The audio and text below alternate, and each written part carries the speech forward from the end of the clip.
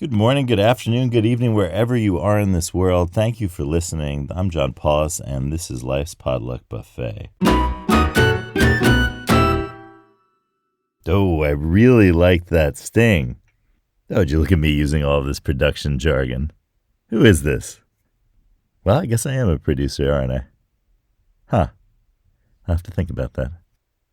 Okay, let's see what card today holds in store for us. I'm going to cut the deck and draw a card. And today's card is card number 41. Mentor as if you were the one being mentored, because you are too. Let me read you the card. There is no perfect mentor, no perfect mentee.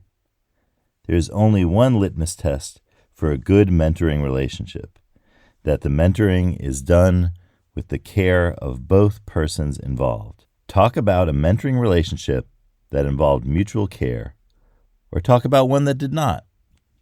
You may have noticed that many of the cards in Life's Potluck Buffet are about the concept of care. And this is something that is essential to the idea of Life's Potluck Buffet. All of the cards always have us leading with care. Care for others, care for ourselves. And whichever practice leads to both of those things for you, start with that. The first thing that came to mind was the original mentor, who was the goddess Athena, who disguised herself as a dude named Mentor to mentor a young man whose dad was away in the wars and had been gone for a very long time and was long in returning home. Who have the mentors been in your life? Who's been an unexpected mentor? I think that the neat thing about the story about Athena, a goddess disguising herself, I think the neat thing about that Athena story I just told is that mentors that we have are hiding in plain sight. And that story is a little bit of a revelation about that, as so many ancient and modern stories are.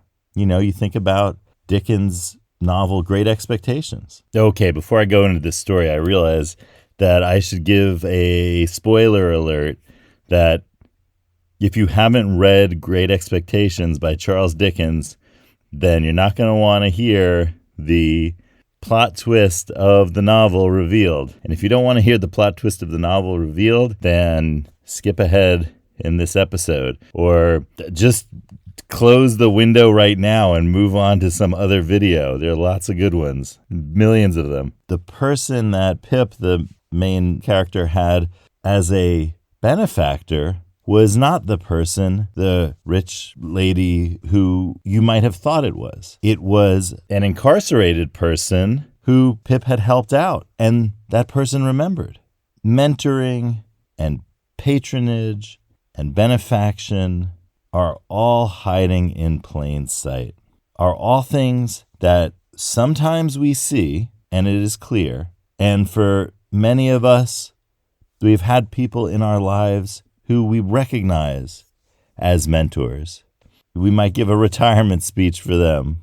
The mentors that are hiding in plain sight are worth figuring out, because the mentors who we know about already, we cherish them. But the mentors who we don't know about because we don't think about it, because maybe they're a person who's younger than you are, right? We always think a mentor is an older person. But maybe you have a mentor who's younger than you are. Maybe you have a mentor who's the same age and the same position in the world as you are. Not someone who's senior and easily recognized as a mentor. Learning to recognize who is mentoring you and who you are mentoring is absolutely essential to your work and your life. And the way to test that is to see where relationships of care are, because that's what's happening in a relationship involving mentoring. There is mutual care. So off the bat, you can just put aside all of those relationships where either you or the person that you're interacting with doesn't have that care. That's common. That's fine. That's not mentoring. think about the relationships where there is mutual care. And also with that care comes trust. So relationships that are relationships of trust are relationships of care. Notice how these things all start to come together. Notice how you can't have one without the other. You can't have care without trust or trust without care. And there's a bigger word that is involved here, and that is love. Acting with love. I was reading a autobiography recently. Been reading a lot of autobiographies recently. And the autobiography was talking about a surprising piece of advice from Vince Lombardi. If you don't know who Vince Lombardi is, he was a very famous coach of American football.